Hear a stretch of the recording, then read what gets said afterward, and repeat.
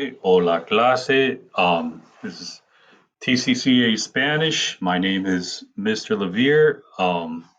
We're heading off into the 2020-2021 school year, and I am happy to be back. I'm happy to be able to be your Spanish teacher this year, and we're going to start out this year with an hola.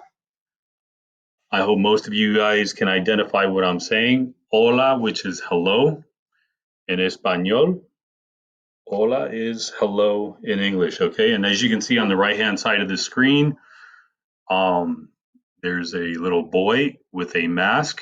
And as you guys know, when you come into TCCA, masks are optional. They're highly recommended, but you may wear a mask if you'd like.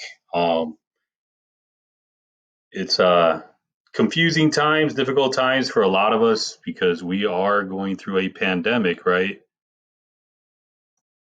Okay, and I would also like to start out over here. I'm not really sure if you guys can actually see this completely, but I would like to start out with the Pledge of Allegiance in Espanol.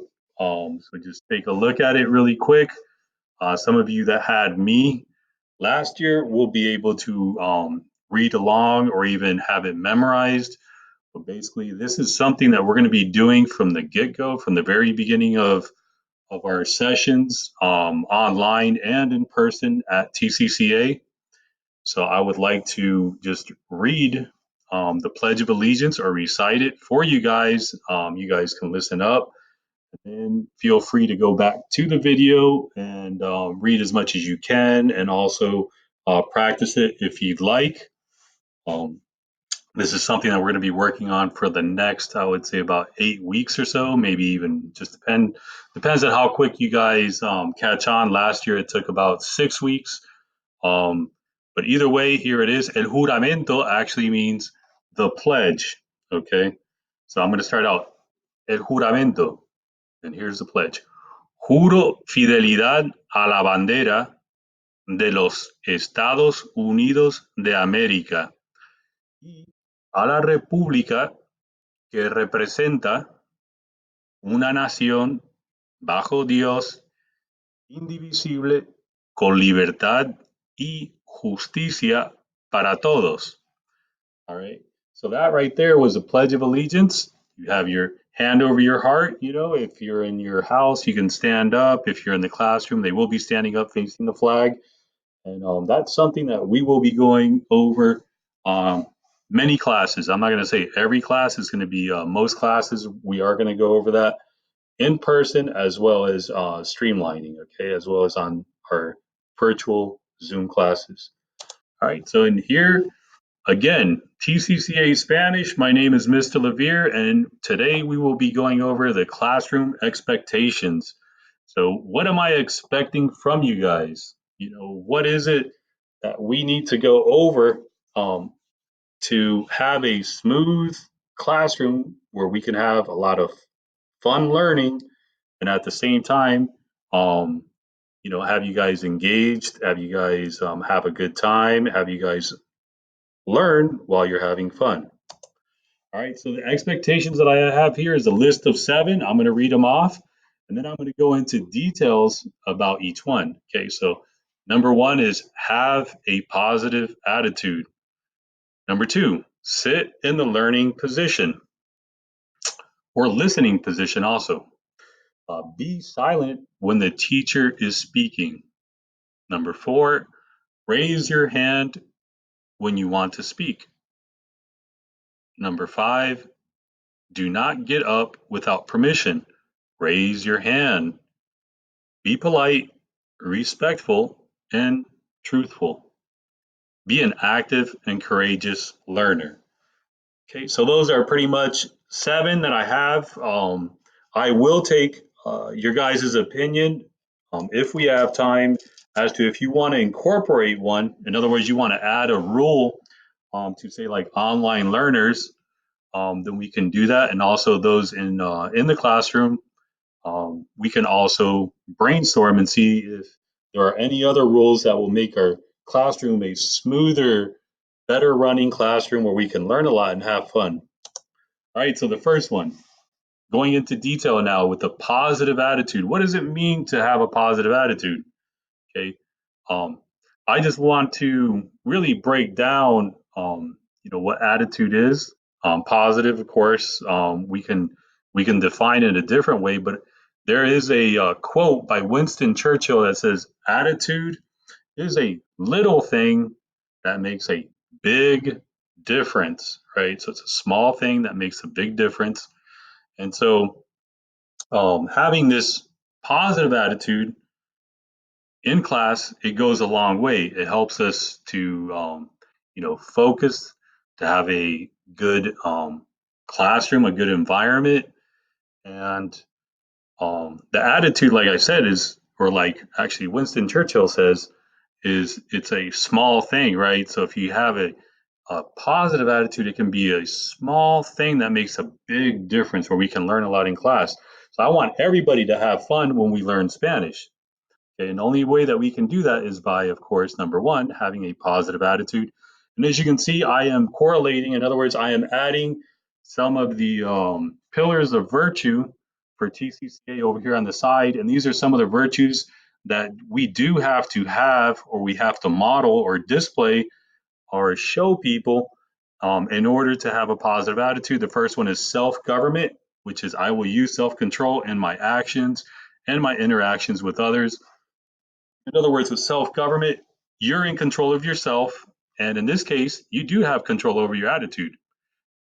Some days it may not feel as good, but I still want everybody um, to have a attitude that is as positive as you can possibly have. Okay. The second virtue is service. I will seek to help others through my words and deeds. So again, part of having a good attitude is not only self-government, but it is service, is having, you know, positive, good deeds or words and, towards others and staying as positive as you can. And here we have courtesy, which is another virtue, and it's I will be polite, use manners, and maintain a positive attitude. There it says it, positive attitude in all of my daily interactions. Okay, so part of being positive also is being polite and using manners, which is part of also um, being respectful. So we're going to go on to the next one, and you can see this picture over here in the front. There's this little cat, and you can see the shadow of a big lion, right? So its attitude is a little thing that makes a big difference, right? It makes a big difference. Number two, sit in a learning position. I use this acronym. It's not, I didn't come up with it, but it's an acronym that's commonly used. It's called SLANT, SLANT. And in this case, there's two versions. There's different versions of SLANT. One is for online learners, and the other one over here in the corner. I'll move my cursor over here. So in the corner on the top left, the colorful one is for in classroom instruction. But you guys, what we're worried about right now is the distance learners, and so I have the expectations over here on what SLANT means for online success. So we want to be successful in our classes. We want to use our time wisely, and we will also want to have fun while we're learning. So we do have to follow these things. So number one, with S for slant is space for learning. So you have to be in a comfortable workspace. You have to clear your desk, have plenty of room around your area in order to be able to feel comfortable. And you want a flat and stable surface. Also, you don't want to be, say, like I don't know, uh, have it on some maybe like have your computer on a chair. You want it to be maybe on a desk or on a table, whatever you have at your house that is flat and stable. And the main thing here is for you guys to be really comfortable and not distracted. Okay.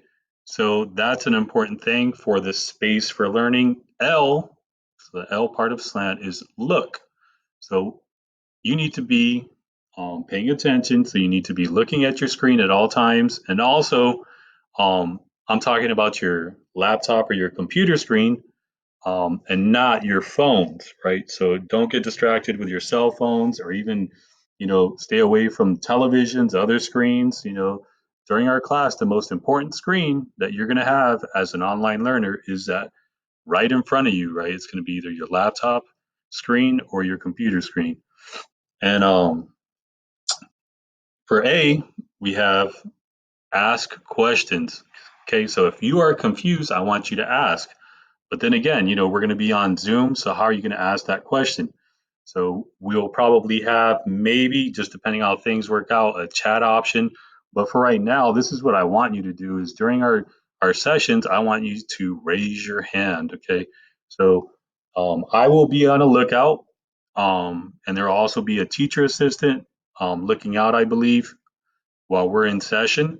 So if you have a question, raise your hand, and also, make yourself visible on the video in order for me to be able to see you, or the teacher assistant to be able to see you to um, raise your hand. Okay. N is nod your head. So, always, like we said before, you're going to have your camera on, and a lot of times it is helpful because sometimes, or most of the time, you may be muted. So if you can actually, express how you're feeling through facial expressions, through gestures, that actually helps. Um, and also, we'll see if we can activate a thumbs up, within Zoom. But either way, nod your head when I say, hey, do you guys understand? Can you hear me? I might say, give me a thumbs up, or I might say something like, just nod your head. Okay, and T, talking to others, talk to others. So, in the class, of course, in Spanish, we will be participating a lot. I will be asking scholars many questions. So I do expect you to pay attention and also to volunteer. Volunteer. Participation is a big part of our grade in this class. So I expect you to participate by raising your hand, by taking part in any activities, by actually me being able to see that you are engaged. In other words, you're not distracted with something else, but actually looking and watching at the lesson, okay, through your screen. Okay, so now we're going to go to number 3.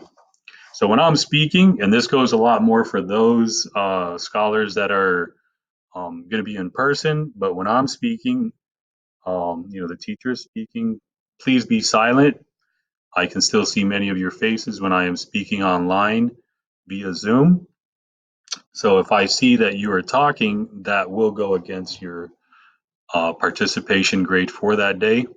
So again, be silent. And you can see this little sign over here that I have on the side, which says silencio por favor, right? So silence, please. And I know a lot of the students that I had last year are going to recognize that because I did say that quite a bit. So silencio por favor, silencio. You see this emoji over here with the zipper, his mouth is closed, right? All right. And now number 4 and 5, you're going to raise your hand. Then there's two times besides answering questions why I want you to raise your hand. Obviously, if you have something to say, you have like a comment or you want to say something, and especially when I'm speaking, I need you to raise your hand so I know that you want to say something. And the main thing is do not speak while I am speaking. So you would be raising your hand. And if you have a question or want to say something, please raise your hand and patiently wait until I call on you. Because a lot of times I can't call on you immediately. I just have to wait until there's a pause. Okay. So you may have to be patient until I call on you. And the other reason why I would want you to raise your hand also is if you get out of your seat. This doesn't apply so much to online learners, but either way, it would be nice to know if you do have to get up, let me know or the teacher assistant via Zoom, that you do have to get up for whatever the reason. Okay. And again, part of this, we can look at the 2 virtues that are required, you know, um, that are displayed when you raise your hand. And one is self-government, where you have control over your actions. Instead of speaking out of turn or while I'm speaking and not raising your hand, you can use a little bit of self-control and do that. And also courtesy, by raising your hand, you're being courteous. In other words, you're being respectful. You're using manners.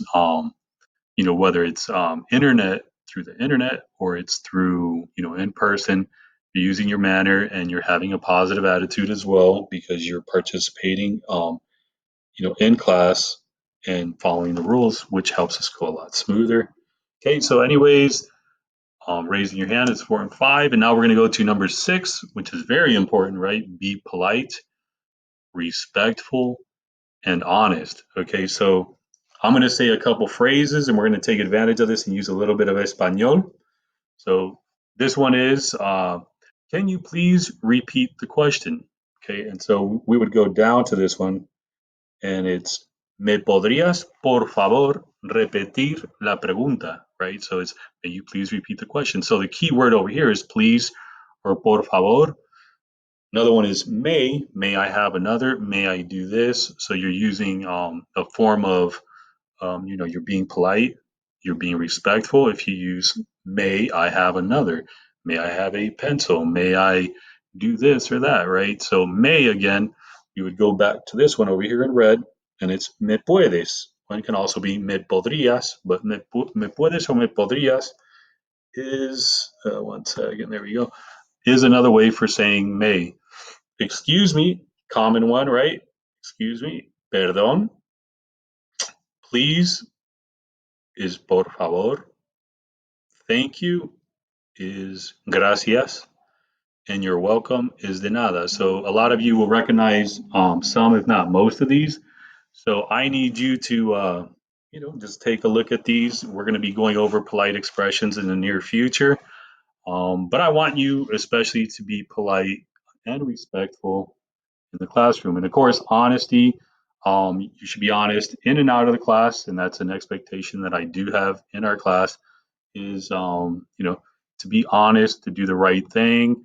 Because when you're truthful to yourself and you're truthful to others, then you're doing the right thing. Okay. So again, that is a pillar of virtue for TCCA, which is I will speak the truth and act truthfully with others and myself. Okay, and again, when you're polite and respectful, you're being courteous, so you're being polite, using manners, on displaying or showing a positive attitude. Self-government, of course, you're using self-control, um, you know, because you may not want to be, maybe you're angry and you don't want to be respectful. Well, it's something that you have to control and you have to, um, you know, use your manners and be polite at all times. And service, again, I will seek to help others through my words and deeds. So, what you're doing, you're indirectly helping others, right? You're being polite, respectful, and that's creating a good classroom environment, whether it's virtual, through Zoom, or it's in person. You are creating a positive environment, which is contributing to other people through your deeds in this case. All right. And finally, number 7 is be an active and courageous learner. Okay. So be prepared to learn at the beginning of class. So that's part of being active, right? At the very beginning of class, you're going to be engaged. You're going to listen to exactly what the teacher has to say. You're going to ask questions and participate in all activities. Okay. Being active is really following all the rules, and actively listening just doesn't mean you're there acting like you're listening. It means that you're actively listening. You're actually learning, you're processing, right? You're using your brain and thinking about what we're learning. And then be courageous while in class. Do not be afraid of being wrong. Ask and answer questions without fear of being wrong and what others may think. We all make mistakes and we learn from them. So that's one of the things that I want you guys to realize is, in my classroom, you feel you can ask anything pretty much, related to Spanish, and do not fear to be wrong, because that is really one of the things that I encounter with some scholars is, a lot of times they may know the answer, but they're afraid to raise their hand or to say anything, just out of fear. And it's okay. In my classroom, it's okay to be wrong. I mean, that's really how you learn. That's how, we're made as human beings. So either way, be an active and courageous learner. And you can see, I'll just read these virtues that are on the bottom, TCCA virtues that apply. So it's courage, perseverance, which I don't think I talked about, and I will be persistent in my effort despite difficulty or delay in achieving success. So again, if you're an active listener, you will eventually catch on if you're not really understanding. Using perseverance. If you're courageous and you're not afraid, you will learn a lot in my class, and you will be successful. Self-government, of course, you can't do exactly what you want to do at all times. You have to use good judgment. So that's where self-government comes in, where you have to use a bit of self-control. And service, again, seeking others to help through my words and deeds. So, you're contributing again to a positive classroom environment. Okay, guys, I hope you enjoyed this video. If you have any questions, I'll be around in the next session, in the next Zoom session. Um, have a good day, and I hope we all have a good year.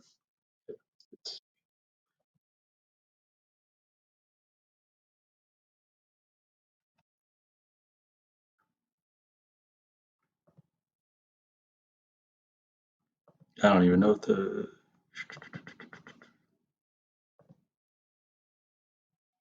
you know what? Nice drawing tools.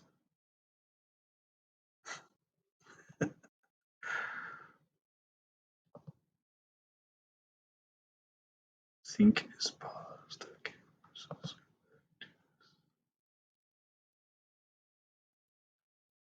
All right.